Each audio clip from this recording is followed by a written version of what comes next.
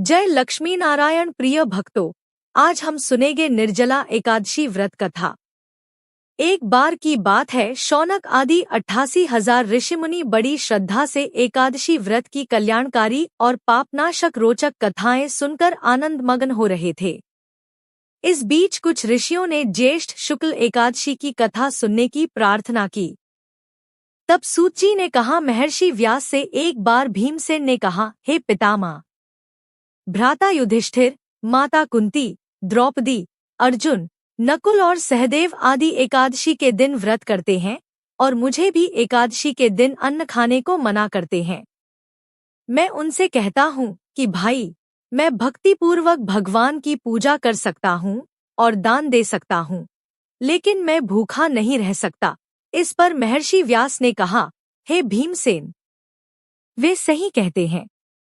शास्त्रों में कहा गया है कि एकादशी के दिन अन्न नहीं खाना चाहिए।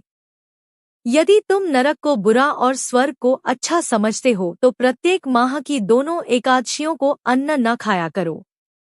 महर्षि व्यास की बात सुन भीमसेन ने कहा, हे पितामह, मैं आपसे पहले ही कह चुका हूँ कि मैं एक दिन तो क्या एक समय भी भोजन किए बिना नहीं रह सकता, फिर मेरे लिए पूरे दिन का उपवास करना क्या संभव है। मेरे पेट में अग्नि का वास है, जो ज्यादा अन्न खाने पर ही शांत होती है। यदि मैं प्रयत्न करूं तो वर्ष में एक एकादशी का व्रत अवश्य कर सकता हूं। अतः आप मुझे कोई एक ऐसा व्रत बताइए जिसके करने से मुझे स्वर्ग की प्राप्ति हो सके।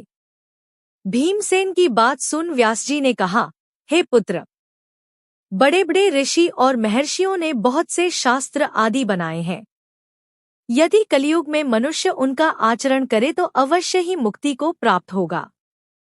उनमें धन बहुत कम खर्च होता है। उनमें से जो पुराणों का सार है वह यह है कि मनुष्य को दोनों पक्षों की एकादशियों का व्रत करना चाहिए। इससे उन्हें स्वर्ग की प्राप्ति होती है।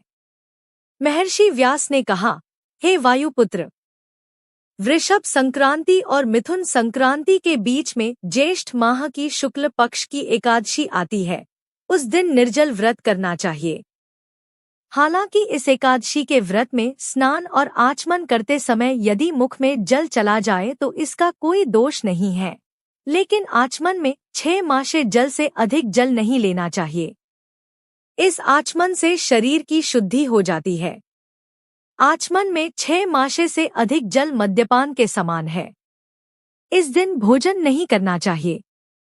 भोजन करने से व्रत नष्ट हो जाता है। सूर्योदय से सूर्यास्त तक यदि मनुष्य जलपान न करे तो उससे 12 एकादशियों के फल की प्राप्ति होती है। द्वादशी के दिन सूर्योदय से पहले ही उठना चाहिए। इसके बाद भूखे ब्राह्मण को भोजन कराना चाहिए। इसके बाद स्वयं भोजन करना चाहिए। हे भीमसेन, स्वयं भगवान ने मुझसे कहा था कि इस एकादशी का पुण्य सभी तीर्थों और दान के बराबर है। एक दिन निर्जला रहने से मनुष्य पापों से मुक्त हो जाता है। जो मनुष्य निर्जला एकादशी का व्रत करते हैं उन्हें मृत्यु के समय भयानक यमदूत नहीं दिखाई देते, बल्कि भगवान श्रीहरि के दूत स्वर्ग से आकर उन्हें पुष्पक विमान पर बैठाकर स्वर्ग को ले जाते हैं। संसार में सबसे उत्तम निर्जला एकादशी का व्रत है। अतः यत्नपूर्वक इस एकादशी का निर्जल व्रत करना चाहिए। इस दिन नमो भगवते वासुदेवाय इस मंत्र का उच्चारण करना चाहिए। इस दिन गोदान करना चाहिए। इस एकादशी को भीमसेनी या पांडव एकादशी भी कहते हैं। निर्जल व्रत करने से पहले भगवान का पूजन करना चाहिए और उनसे प्रार्थना करनी चाहिए कि हे प्रभु, आज मैं निर्जल व्रत करता हूँ, इसके दूसरे दिन भोजन करूँगा। मैं इस व्रत को श्रद्धापूर्वक करूँगा। मेरे सब पाप नष्ट हो जाएं। इस दिन जल से भरा हुआ घड़ा वस्त्र आदि से ढककर स्वर्ण सहित किसी सुपात्र को दान करना चाहिए। इस व्रत के अंतराल में जो मनुष्य स्नान, तप आदि करते हैं उन्हें करोड़पल स्वर्णदान का फल प्राप्त होता है। जो मनुष्य इस दिन यज्ञ, होम आदि करते हैं उसके फल का तो वर्णन भी नहीं किया जा सकता। इस निर्जला एकादशी के व्रत के पुण्य से मनुष्य विष्णुलोक को जाता है। जो मनुष्य इस दिन अन्न खाते हैं उनको चांडाल समझना चाहिए, वे अंत में नरक में जाते हैं। ब्रह्मा हत्यारे, मद्यपान करने वाले, चोरी करने वाले, गुरु से ईर्ष्या करने वाले, झूठ बोलने वाले भी इस व्रत को करने से स्वर्ग के भागी बन जाते हैं। हे अर्जुन, जो पुरुष या स्त्री इस व्रत को श्रद्धापूर्वक करते हैं उनके निम्नलिखित कर्म हैं। उन्हें सर्वप्रथम विष्णु भगवान का पूजन करना चाहिए। इसके बाद गोदान करना चाहिए। इस दिन ब्राह्मणों को दक्षिणा देनी चाहिए। निर्जला के दिन अन्न, वस्त्र, छत्र आदि का दान करना चाहिए।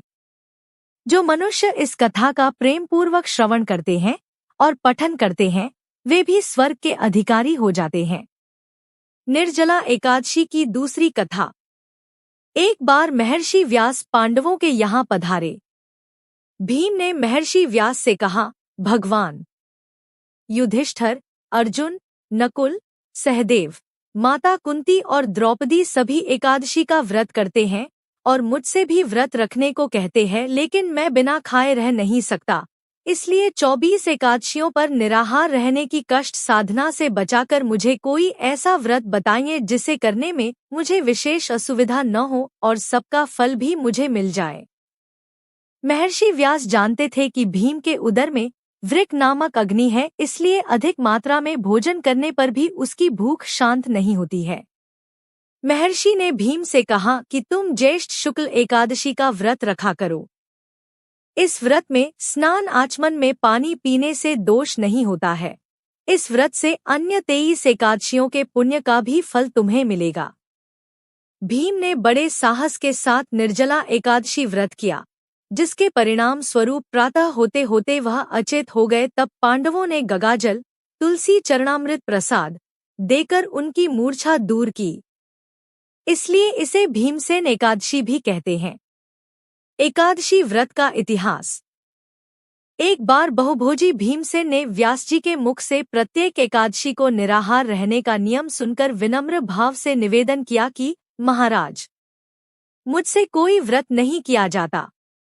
दिन भर बड़ी तीव्र क्षुधा बनी ही रहती है। अतः आप कोई ऐसा उपाय बतला दीजिए जिसके प्रभाव से स्वतः सद्गति हो जाए।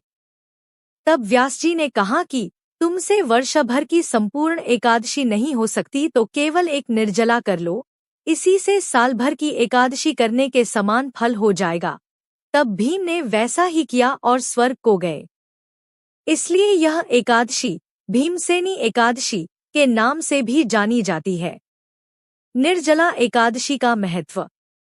निर्जला यानी यह व्रत बिना जल ग्रहण किए और उपवास रखकर किया जाता है। इसलिए यह व्रत कठिन तप और साधना के समान महत्व रखता है। हिंदू पंचांग अनुसार वृषभ और मिथुन संक्रांति के बीच शुक्ल पक्ष की एकादशी निर्जला एकादशी कहलाती है। इस व्रत को भीमसेन एकादशी या पांडव एकादशी के नाम से भी जाना जाता है। पौराणिक मान्यता है कि 5 पांडवों में एक भीमसेन ने इस व्रत का पालन किया था और वैकुंठ को गए थे।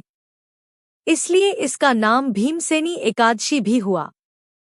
सिर्फ निर्जला एकादशी का व्रत कर लेने से अधिक मास की 2 एकादशियों सहित साल की 25 एकादशी व्रत का फल मिलता है।